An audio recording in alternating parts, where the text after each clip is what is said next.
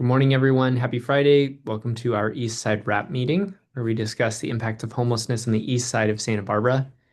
My name is Landon. I'm the Associate Director with SB Act, and this is a partnership with the City of Santa Barbara as part of our broader South County efforts to address homelessness. So I'm joined by Julie Lawrence, the City of Santa Barbara, as well as other city staff.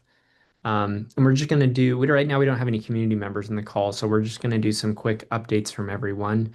And then if any community members join before we end, then we'll have time for them to share questions or concerns.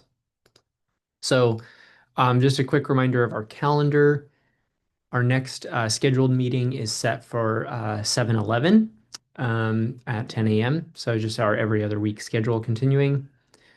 We are still hoping to have an in-person meeting. And so I'm just trying to get everybody to fill out this survey. We've had a really hard time getting people to fill out the survey, but we've had some really nice in-person meetings. So I'd really like to try and get everybody to let us know when you're available if you can.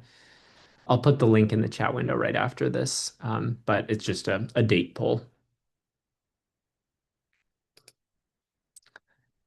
So with that, since there's no community members right now, we'll go ahead and just go to all of our service providers and city staff, law enforcement to hear what's going on the east side. So why don't we start with Oscar with Path? Happy Friday, all of you. No major updates on our end. Still continue to um, do our surrounding area, engage with individuals, but not really any major updates on our end. Any luck with hiring the outreach staff, Oscar? Mm-mm, not yet. Yeah, so I've been filling in, going out there, access point, engaging individuals, getting them connected to services. Okay. All right. Thank you, Oscar.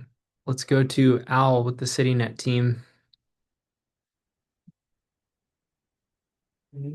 Hello, good morning, everyone.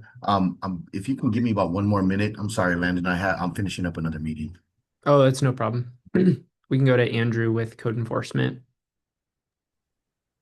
Thanks, Landon. Yeah, from the code enforcement side of things, the east side, we're seeing a little bit more activity just with summer kind of kicking off. That's been especially some impacts along the waterfront, mostly for us. A lot of people moving down towards the beach, a few more encampments on the beach, under the Clark Estate and whatnot. We're still working pretty heavily in the bird refuge area, bird refuge, Los Patos, that whole stretch basically, from Milpas all the way down to Channel Drive. It's a bit of a challenge there along the tracks, and sometimes it is visible from the 101 if you've been driving along there recently. But yeah, working to address those encampments primarily. It's a little more challenging because of the whole Dwight Murphy Field project, but doing our best to stay on top of that. Otherwise, everything's very much a case by case basis for us. We get, occasional small things, lots of abandoned carts that are just generally filled with, an assortment of, uh, you know, nothing significant. So, just working to keep the east side as clean as possible. Thank you, Andrew. Can we go to Sergeant Beltran? Yeah, thanks. We kind of just echoing Andrew as always. The Los Patos Bird Refuge area seems to be an area that's kind of like popped up quite a bit for us over the past like month or two. We're kind of addressing that. Same thing with another. We've been kind of having an ongoing thing with a couple vehicle campers in the area of Dwight Murphy. Still kind of dealing with that, along with the same challenges we always deal with down on Quarantina, Cacique area with the vehicles and everything else, the parking that's going on down there. The other day, our team actually spent a few hours in the afternoon just primarily focusing on that. Any kind of issues that we can deal with. They had quite a few parking issues and a few other things that they addressed. Also Chase Palm Park seems to be something that's kind of popping up for us, but all things that we're just monitoring and trying to deal with day to day, but nothing significant to really share. Thank you, Sergeant Beltran. We don't have the safe parking team on the call with us, but just a reminder to everybody that kind of Cacique area is one of their big focus areas for their current state grant. So there are different resources being deployed there besides just law enforcement as well. All right, Al from CityNet. Yes, thank you, Landon. Um, so our team has been, like I said, in those areas as well. I can tell you on Sunday, specifically, we were out the Dwight Murphy area, the beaches, Pershing Park, Montecito Street. We ran into four individuals on the East Beach that we connected with, provided some snacks and goodies. One individual out of the four is engaging with us in services. And we are working on the other three just to continue building that rapport and hopefully to have that. But one thing with them, they are a group that does move throughout East Beach. We did kind of talk to them about that. Like I said, obviously being summertime, and there's a lot more activity going on. Just, staying in one area at one time, all day does kind of attract that additional attention that they might not want. And we're just trying to support them. So we did let them know that, so they did say that they, do move along throughout the day. So, that's just one thing that we do talk to them about. There was two people on West Beach that day, one person sleeping in Persian. No one was at Dwight Murphy at during that point on Sunday. And we did run into one person on Montecito Street. Our big win for the week, it actually happened yesterday. We got one of our individuals into a hotel. And we are in the process of coordinating, hopefully someone getting into path for a short period of time because they're going to be getting housed here at Rio. And these are two long-standing East Side individuals. One of them, especially the one that we got into the hotel yesterday, she was very well known between the city of Santa Barbara East Side by um, uh, the bird refuge, but then she would also work her way up towards Montecito a little bit, right towards the gas station, and she would always have, asking for money. She's been there throughout the years, a young lady. She's been there for years. We're talking about, I've been working with her, like I've been engaging with her myself and for over 3 years. And at first, she wouldn't talk to any males. I was one of the few that she would talk to, and just throughout these years, literally Saturday, we offered to get her in the hotel. She rejected our services. That we were looking for her for like 2 weeks, and people would send me messages, "L, she's here." And by the time we get out there, she's gone and no one knows where she camps at. So we've been reaching out to her. Um, and then finally yesterday, like I tell you guys all the time, it's not about the no's, it's about the one time they say yes. And thankfully this time we were ready to be able to provide that for her. So yesterday I got her in the hotel, sat down with her in the hotel, went over the things we want, which is one, she's went to American Indian Health Clinic before, but she hasn't had a primary care physician. So like, well, we're gonna get you that. The people we're getting her ID voucher and stuff today. They're following up her as we speak. And then work on her social security card. But what made my day yesterday, she was like, "Will you guys help me get a job? Like, no one will hire me." And I'm like, "What?" And I think you guys heard me on this meeting before, but what I'm really focusing with case management right now, because of our economy and where we're at in Santa Barbara County, is we need people working. Okay. So in order to get them working, they need to be physically healthy and be mentally stable. Okay. And with those two things, we can work on other things. So that's like, I just want her, I said, hey, your first week, first month, like, I don't want you overwhelming yourself. I want you to take care of yourself. Let's get your ID and social security card together. But really, let's get a doctor check. You know what I mean? Like, let's check your health, make sure you're doing well, able to work. And let's, how I want to get your mentally just feeling like you're in your flow, in your groove. And she was just like, all right. I was like, no stress. So like, you come home, go take your walk, do what you want. You come home now. You come to your place. My goal is to get you out of here into a home, you know. And this week, I have some at the property I manage. I have a couple units available, so they're being redone. So also next week we have a plan for bringing her here to just check it out, just to have a vision, have set a goal of what we both want to, go through this journey together. So if you can't tell, I'm extremely excited. This is what I do the work for. These are the moments that I strive to get on a daily basis, but they don't happen. But when they do, I'm just like, yes. So I'm very grateful and thankful for this opportunity to work with her. Um, so that's a big win for the East Side community. And like I said, heading into Montecito, she's been around for a while. But yeah, that's about it for us right now. We actually have we just got a report from the train station from the city. So I have my other team over there right now.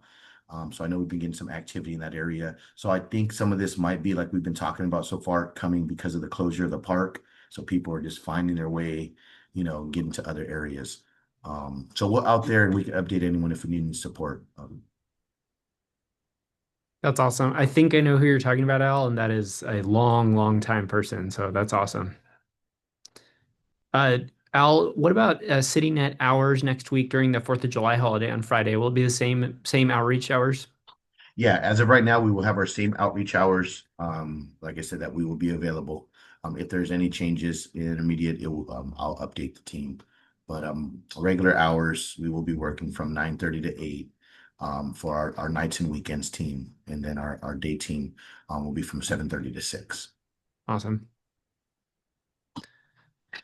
They get to enjoy the Um, fireworks and work, make yeah, some money at the same time. I tell them. yeah. All right. And then Julie, do you have any updates just in general from the city you wanted to share? Good morning. Thank you, Landon.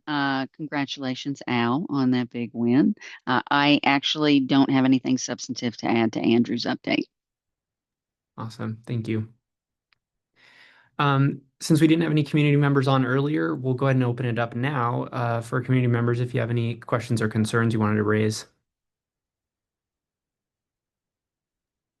Good morning, everyone. I just wanted to highlight a few things. One week on Tuesday, I believe it was, we had an individual come on site here at Cacique and utilize our bathroom. We do have a key pad to the bathroom, but I guess one of our shop mechanics left it open, unfortunately. When we did, our shop lead asked him to leave, the individual got argumentative and so forth. So anyway, just a heads up there. If this individual has come on site before.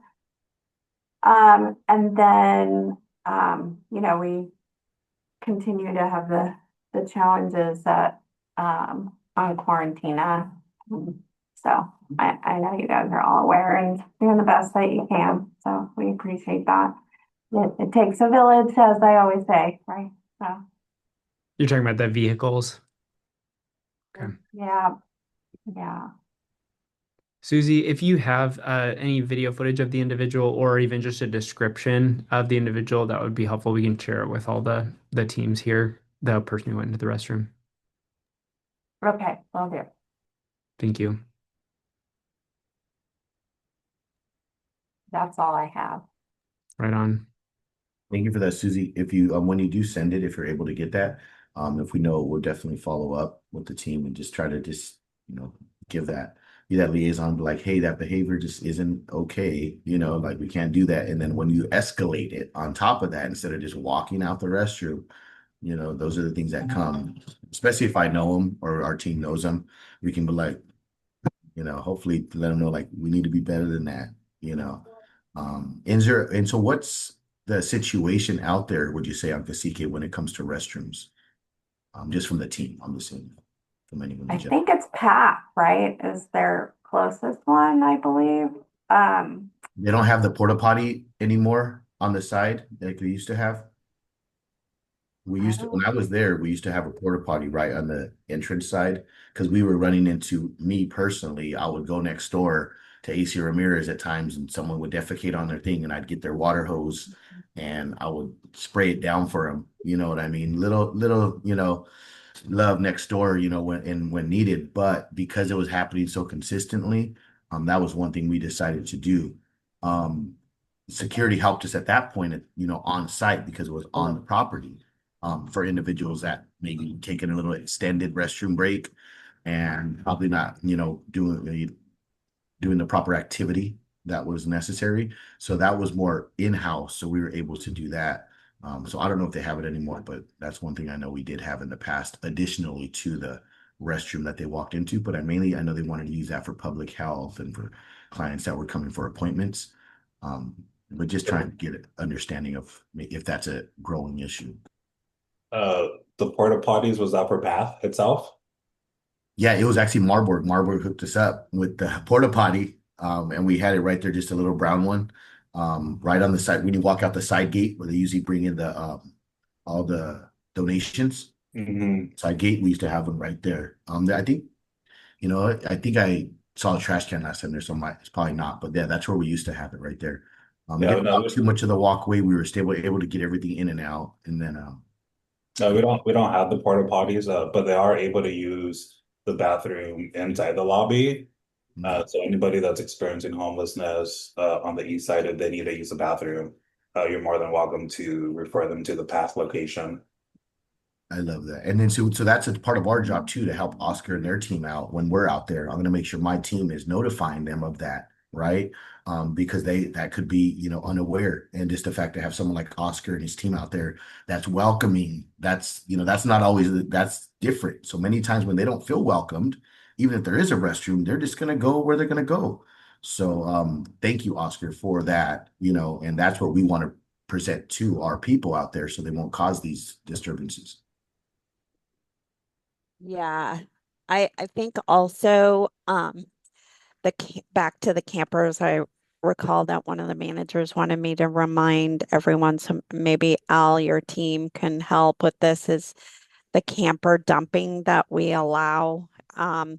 It's become an issue with some individuals getting argumentative with our staff when it's not the hours that we allow. And I'm just looking up what those hours are so you can make sure we're communicating that. Because obviously, when the campers come in, we might be cleaning carts or cans or whatever, and it is kind of it's a nice service that we offer, let me just say, but it does create kind of logistically challenges for the operations manager and the But I've never heard about this, to be honest with you, Sue. So this is the first time oh, I've heard about it.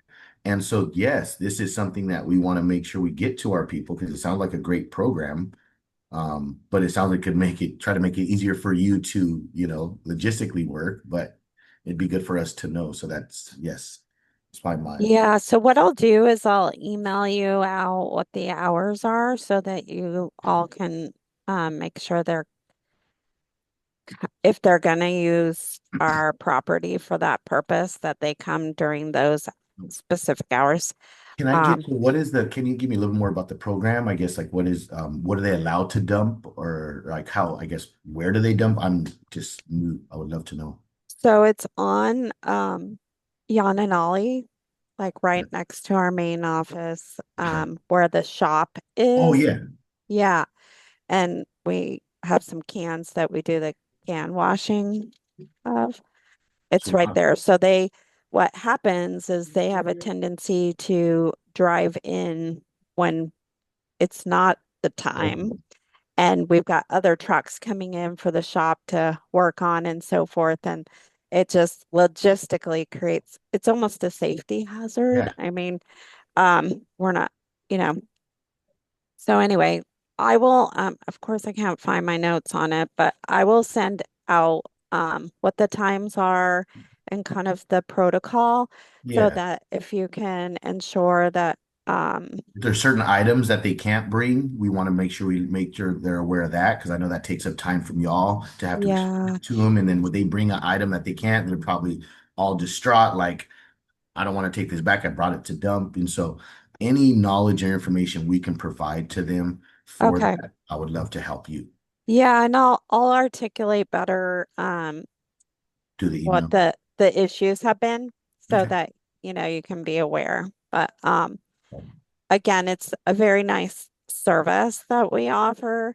Um, but we just want to make sure that it doesn't disrupt operations, obviously, or Well, create safety hazards.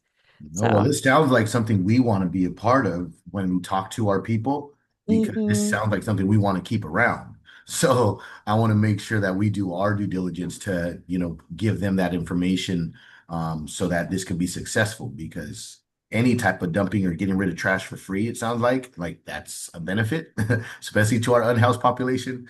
So we would not want to lose that. So Yeah, I think it's thank more you. the liquid waste part. Okay. I don't think it's the trash so much. I don't know. Um, I'll just again, wait for that email yep, and go from there. I will Sounds get that good. out today to No you. worries. Yeah. Would you send that to me as well, Susie? I'll send it to I'll send it to you, Landon, and then you can Okay. distribute it to your Okay, distro sure. group. That'd be great. That's all I have. Sorry. Thank you, Sue. Thank you. And then, not to put you on the spot, Sebastian, but you're the other community member on the call. Did you have any concerns or questions you wanted to raise?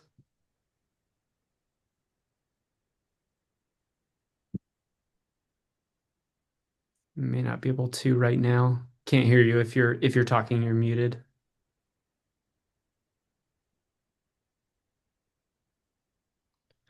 All right. Anything else while we're all together? All right. Well, just a reminder, I put the link in the chat window. We are trying to find time to do our next East Side meeting or a next East Side meeting in person. We like to try and do these once a quarter. So if you would, please help me by filling that out. I apologize if you've already done it. We've updated the dates because we weren't getting enough people filling it out last time. So I want to make sure we get everybody included in that. But with that, we can go ahead and end the meeting. Say have a good weekend, everyone. Great. Thank you. Bye.